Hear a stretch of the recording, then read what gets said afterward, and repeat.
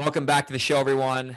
The gentleman I'm interviewing right now does not need an introduction. Brent Daniels, absolute TTP master. This guy is all over the internet. If you haven't heard of him yet, you're probably living under a rock.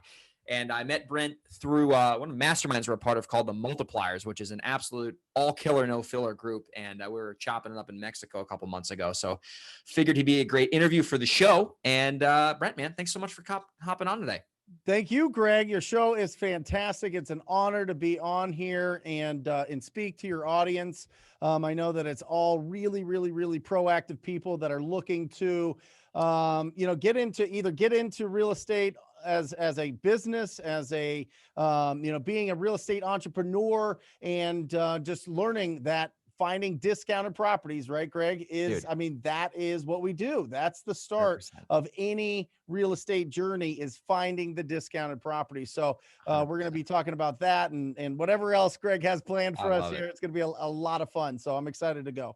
Absolutely. Before we get started, I was actually I was cooking breakfast this morning, and you and Vidalis were going live, and you said something that is absolute gold, and I want to repeat it. It's, you're a deal finder, not a deal creator. And I see so many investors trying to turn a turd into a non-turd, and you can't really do that. So it's all about finding those deals, which is the key here. So we'll get into that on the show today. So before we get into that, Brent, how did you get into REI? How did you get into the REI industry, man? What's your background like? I love it. So I'm going to take this all the way back to starting out in high school, right? Like freshman year, my parents sit me down. They go, listen, you can, as you're getting older here, you can either play sports or you can get a job. And I was like, okay, great. I'll play sports. Well, I was already playing sports, but like adding more sports to it. So I was like, great, I'll do that. So just to let everybody know, I've never had a traditional job, right? Because in college, I think my parents' whole thought was, well, if he can do well in sports, he can get a scholarship and he can go to college and do that whole thing. And that'll be kind of like the path of his life. And so went to college. Best friend handed me Rich Dad, Poor Dad. I read that. My mushy brain exploded. I was like, oh my gosh, this is it. I can't believe it. You don't have to just, go from rows of desks in school to rows of tables in college to cubicles as a career, right? You could get out of that. You could break out of that. You could have some freedom. And that was called being an entrepreneur, being a business owner. And in that book, obviously, it talks about the advantages of being a real estate entrepreneur. And from that, I was like, okay, this is it. I got my real estate license in college with the intention of being an investor, but didn't know the language, didn't know where to start, didn't know how to find discounted properties, had never talked to a property owner about their house before. Like everything was new and fresh. And so I feel that all the time. And that's why, you and I do what we do with these shows and with the content, is because we want to get rid of the mystery that is being a real estate entrepreneur. So I just started there and just started doing traditional real estate agent things, and then eventually found wholesaling in 2013, and that changed everything. I mean, that just changed absolutely everything. And then that's when I discovered that if you can find the deal, if you know how to source real estate opportunities, you will be wealthy. You will be, you will have a freedom of schedule. You will be absolutely unstoppable and be able to really change the dynamic of your family and your family's life and everything, if you just commit to being able to find discounted properties. 100% agree with that. And that is in its simplest form. That's what we're doing. Like, that's what you're doing as a real estate investor. Everyone's like, oh, I'm a wholesaler, I'm a rehabber, I own rental properties, and I got all that stuff. But at the end of the day, all those deals, Brent, started with marketing directly to sellers, and it came from a good freaking deal. And then the rest took care of itself. There's three ways to get deals, right, Greg? I mean, you either buy them through marketing, right? You pay for those people to call you. Yep. You wait for them by referrals. You get referrals from your friends and family and people in the industry and other investors that know that you're the guy or gal in your market that they bring deals to, or you go out and you earn them. And that's prospecting, right? That's either picking up the phone and calling people or knocking on doors. So it just depends on which way you want to go with it and how much money you want to keep in your business. But that's the three ways to find discounted properties. You buy them, you wait for them, or you earn it. It just depends on what 100%. your personality is and what you want to do. It's that simple at the end of the day. So you're the absolute master at cold calling. You got the TTP shirt, you got the TTP TV in the background. So you are the black belt. I would call you the Tom Brady of cold calling, and you heard Sure. that for the first time here. So I think a lot of investors, Brent, they're they might not get started with a bunch of money in the bank, and they have to trade a lot of time for deals. So when it comes to cold calling, I'm a big 80-20 fan. I love those books, and I'm a big, hack kind of person. So what's the 20% when it comes to making cold calling work? Like, how does someone just take cold calling and do the really essential things to get the highest chance of consistent results? Here's the biggest thing, Greg. Love it. Time and time and time and time and time again. You have to, at some point, you have to flip the switch in your brain and get energized for making calls as opposed to being drained. Right? We talk about time management, and then we go real deep and we talk about priority management. But what rarely gets talked about is energy management, which is really important, because I don't care if you have all day long, but you have no energy, nothing's going to happen, right? You could have this set up and it's the number one priority. You got nothing else going on. You got no kids, you got no wife, you got no husband, you got nothing.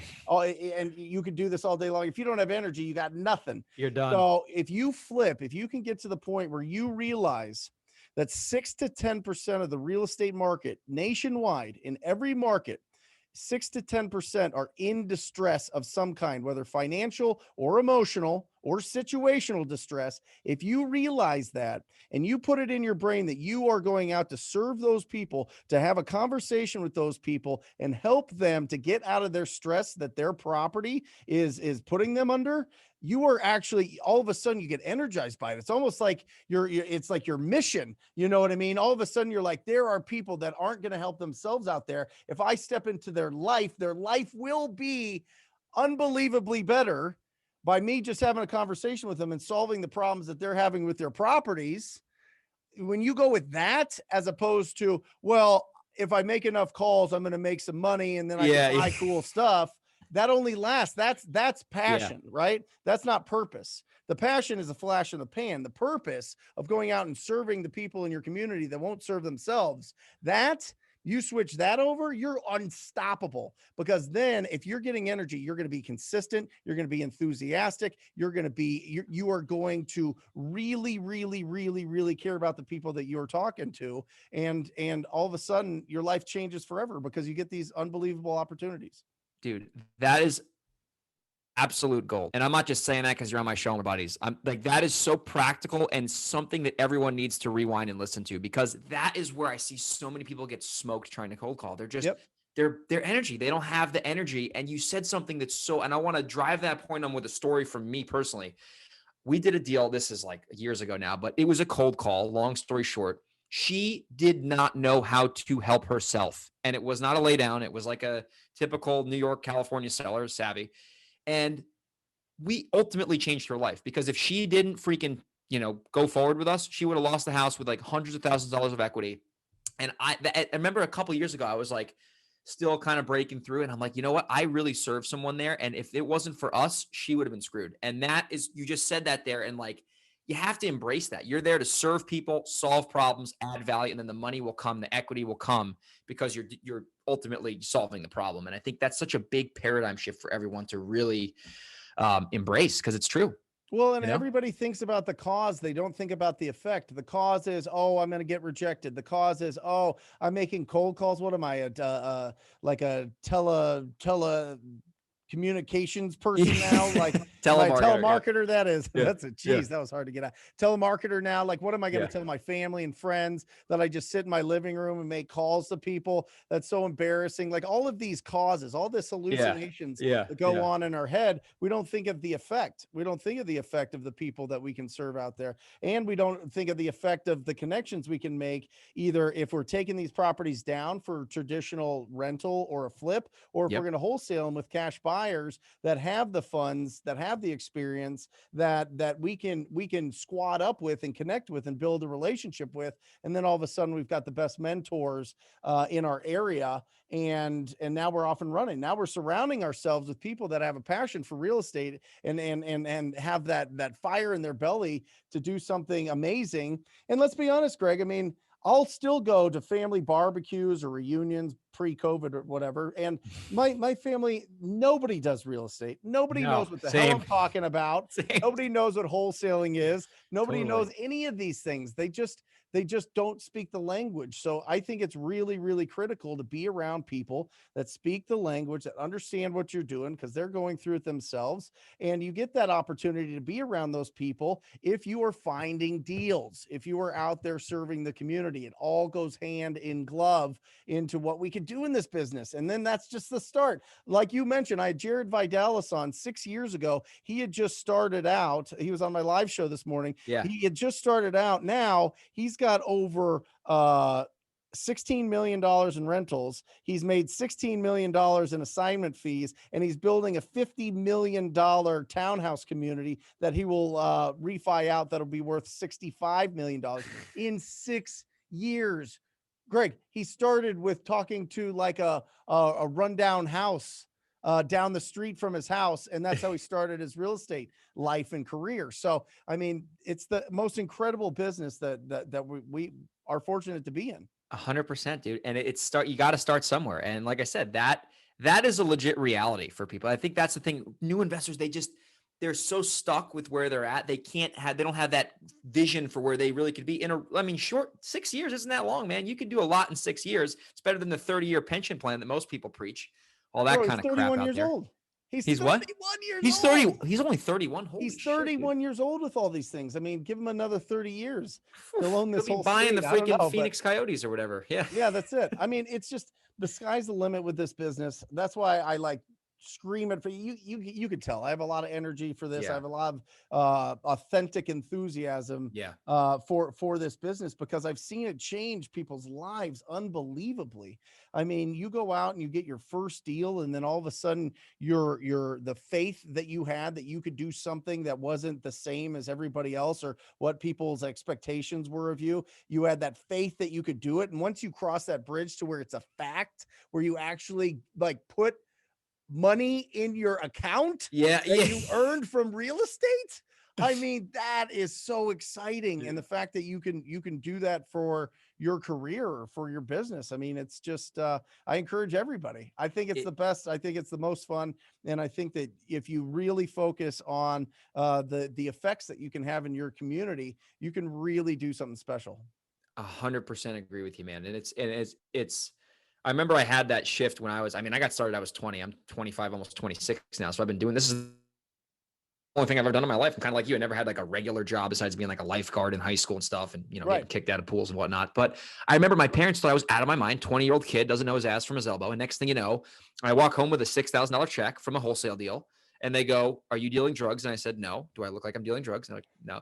And then I walk back with a $15,000 check, $20,000 check, move to La Jolla, California, and then it's like, oh, now what, So, and not like, I love my parents, but they thought, I give them, I understand why they were concerned about me, but now the business changes your life. And next thing you know, you got a podcast and you can help a lot of people. So for the listeners listening right now, trust me, give this business real time and real effort, and it will reward you. Like there's no way you can't succeed if you do the right things consistently. So Brent, something that I really got from you, this is a couple of years ago, and I use this in our business like almost every day with my assistant, is the 4 pillars of motivation. Because I think this is where I see another issue with some people is they're trying to sell steak to vegans. They're trying to be the best closer when they're talking to an unqualified lead. And you articulate the 4 pillars better than anyone I've ever heard of. And it just makes so much sense. So I'll give the mic over to you here. This is your bread and butter.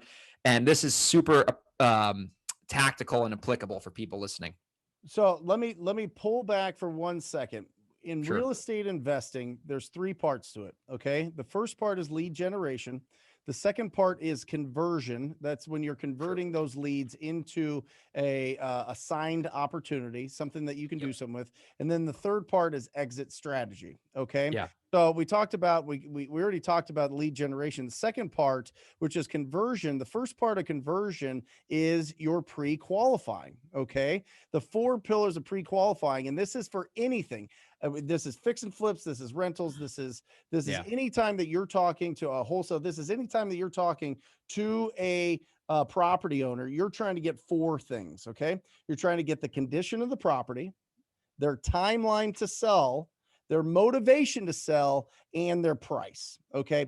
100%. Every conversation you have, all that rapport building, all that great tone of voice, that listening with, active listening that you're doing, all of those things come down to those 4 pillars, right? And I put them in order like that, Greg, because in my experience, when you are talking to a property owner, before they're going to get into like their emotions, typically in what's going on with this property, they're going to tell you about the condition. They're fine telling you about the condition. It needs this, it needs that, it needs this, and this hasn't been updated.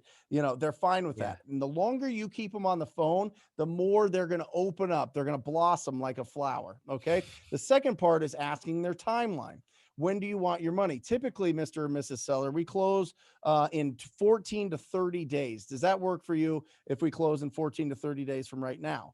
Yes, no, maybe, whatever else. Yeah. So now you've got the condition of the property, you've got their timeline. And I'm telling you this, when you get the condition and the timeline, most of the time, they're going to give you their motivation. Okay. It's either going to be they're tired of renting it, somebody beat up the property, they can't take care of the property anymore, they can't make their payments because of whatever situation. All these things come up to the motivation. And the toughest one is to pull out the price from them. You get all 4 of those, though. You've got a pre-qualified seller there. Those are the people that you want to go on the appointments with. Don't just go on an appointment with somebody that you haven't pre-qualified because they're nice to you on the phone, right? You want to make sure that you're a professional, just like a doctor would pre-qualify you before they diagnose you with anything. Or if you sit down with an attorney, they ask you a bunch of questions about things. It's to pre-qualify so they know how to diagnose what's going on. And that's what we're trying to do. We're trying to see, is this somebody that would do business with me? That's what you're trying to diagnose. Does this person have the potential to do business with me? So every conversation, every question you're asking, everything that's going on goes to that point. 100%. And that is so true because I see so many wannabe salespeople. This isn't any industry, quite frankly, like you said. I mean, it could be anything. They're spending all day talking to unqualified prospects, right? And they don't have a way to systematize the qualification. I think the 4 pillars is the perfect way to do it. Yep. And it's funny you mentioned there's a lot of like this back and forth on negotiating, which is something I've studied and really like. It's one of my like things I really like to do. And some people are like, oh, you should never get this person's price. I'm like, BS. I've done deals, 6-figure deals, where literally they told me their price and I made sure they were serious and we made $100-something thousand on it.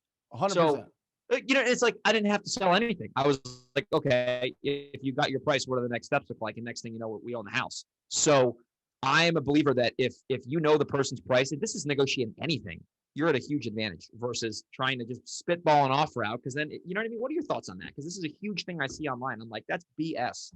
Yeah, I mean, it's huge. I mean, you want to pull out their price. Sometimes they won't. So you take a shot, across the bow to see where they're at. And what I like to do there is it's very simple. You look at, can, when you're talking to somebody on the phone and a lot of times if you're cold calling them, you're on a dialer. A lot of the dialers have a quick button, Greg, right? You push it, you go to Zillow and it pulls up the Zestimate. Yep.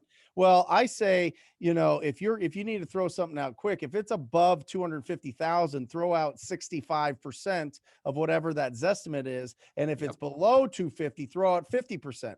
And just say something to the fact of, you're not like totally giving them the price. You're saying, well, it looks like your neighbors that are in similar condition are selling for X amount. Is that what you were looking for? And then just wait and listen, right? Because you don't know the condition. You don't know, or maybe they're pushing you for price or whatever else, or maybe you're just like, these properties are similar to yours are selling for this. Is that what you would consider? Dude, that's so gold. It's so gold, and it's such a good way to expedite results. Like, quick shout out to Taylor Berg, one of your students, and he's one of my good buddies. We're doing deals together.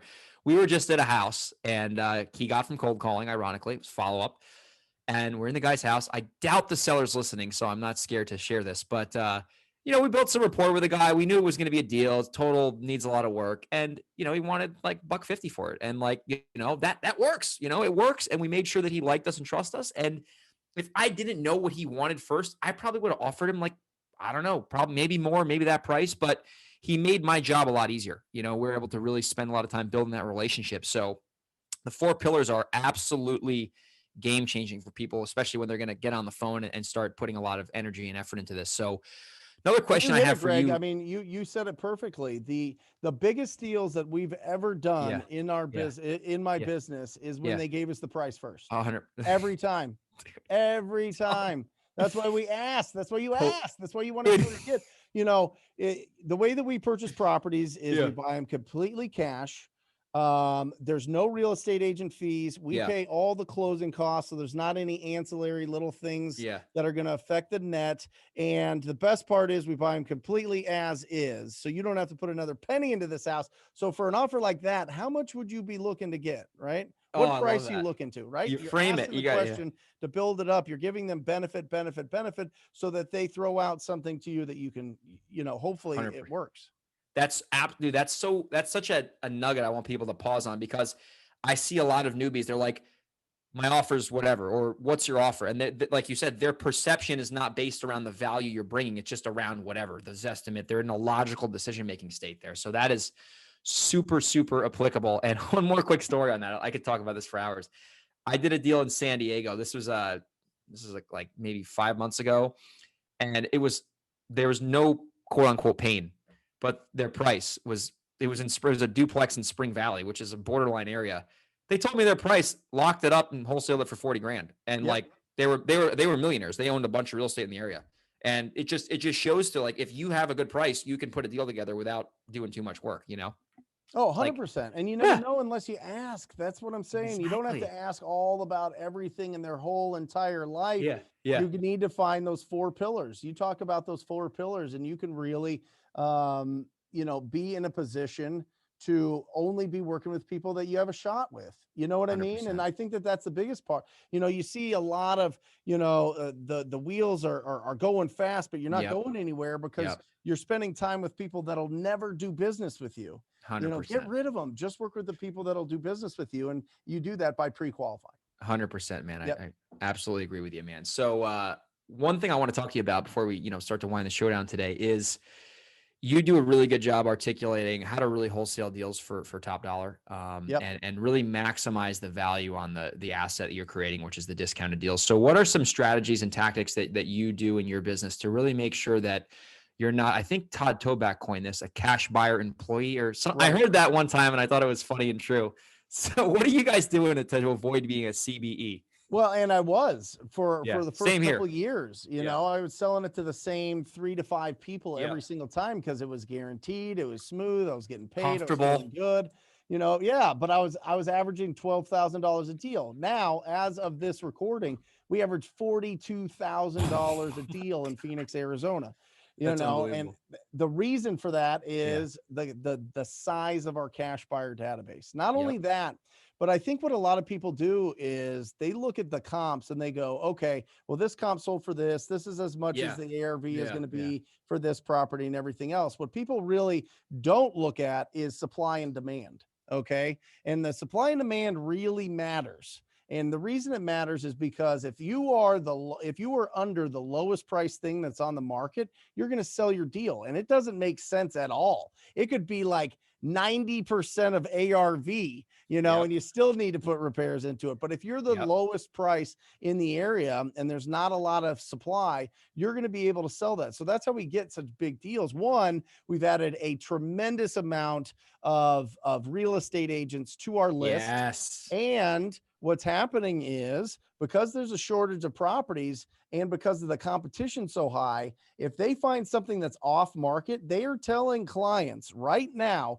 they're telling people, get set up with this hard money lender. They're going to help you buy this property cash, and then you can refinance after you move into the property. So essentially all of these traditional buyers are now cash buyers. Yes. So in these areas where the inventory is low, all of a sudden the buyer base is so high because that's what you have to do to compete in the market. So if you're in anywhere, if you're in California, if you're in Texas, Florida, crazy. Chicago, Seattle, Portland, there's just some incredible Idaho even. Some of these Boise. areas, it's just bananas. There's no inventory. So you can push your deals out for a lot more because people that are going to live in those properties are going to always pay the most. 100%, man. That's such a practical tip too. I see like you said, in these hot, like we did a wholesale deal in City Heights, which is a tough neighborhood in San Diego, 70,000 assignment because of the supply and demand. The ARV wasn't like, it was a 720 square foot Spanish like style shack. Like I'm sure those are in Phoenix too. Sold it at a premium. And it was an auction. Like literally, like I took the buyers in once and everyone was just basically begging for it. And I didn't understand it because I never put another tip for the listeners. I see a lot of new wholesale. They put the ARV and all these things in the email. I'm like, dude, you put the price, the pictures, and the facts. That's it. Like 3 beds, whatever square foot. This is the price. Here's what I got. Here's how you can get it. Hit me up. And then that's how you sell deals at a premium. Not, oh, these are the repairs. This is the ARV. Like that. I used to do that, and I would make 10 grand on these deals, and I'd go broke. Oh, for sure.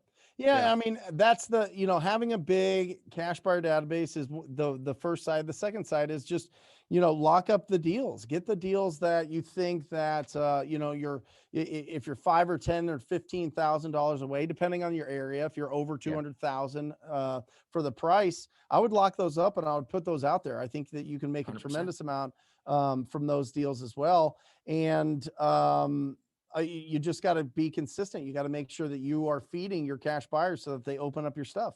So 100%. If you've got a good, consistent business where you're getting enough leads in and you're getting enough deals to put out there, then your cash buyers are going to pay more because they know what you're putting out. They see that they open the actual emails or text or whatever that you use to blast it out. And then the more eyeballs on it, the more they're going to bid it up, and the more they bid it up, the more you make. 100%, man. And they know that you're serious too, because you're sending them consistent stuff. Like it's funny, Taylor and I just wholesale the property. This was like a week ago, and it's got a coffin inside the property. I don't know if anyone's in there or not, but I never seen it before. Taylor brought the deal, and I stuck it out to my list, and it's like 20-something thousand or whatever, 17,000. And that was a deal that I told Taylor. I was actually on my way to the dentist out here, and I'm like, hey, we're gonna lock the deal up. We're gonna be upfront with the seller. And then we're going to have a 15-day clause. We're going to see if we can make some money on it. And that opportunity got us, 16, 17 grand.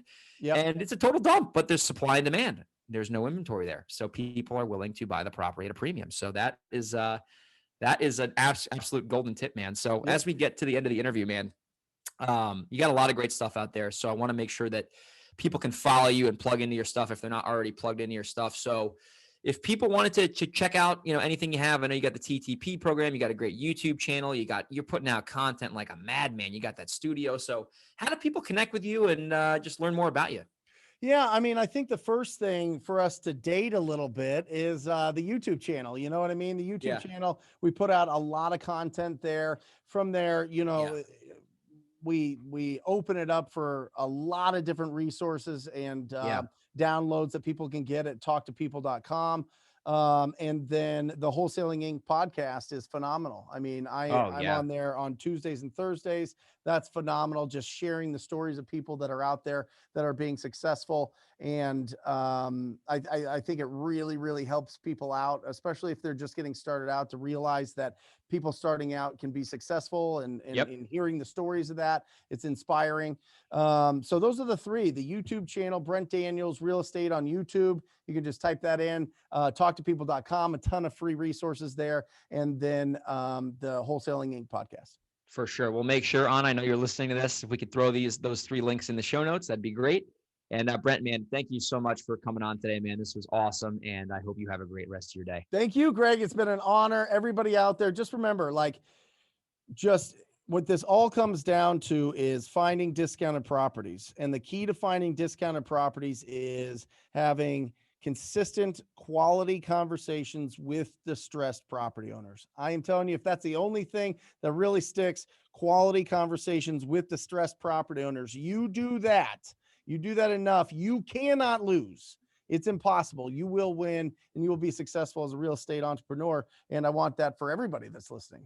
I love it. And that's so true. So definitely listen to that again, rewind what Brent just said, and articulate it and reflect on it a little bit, because it's true. If you just get brilliant at the basics, you can't help but win. Love it. Awesome.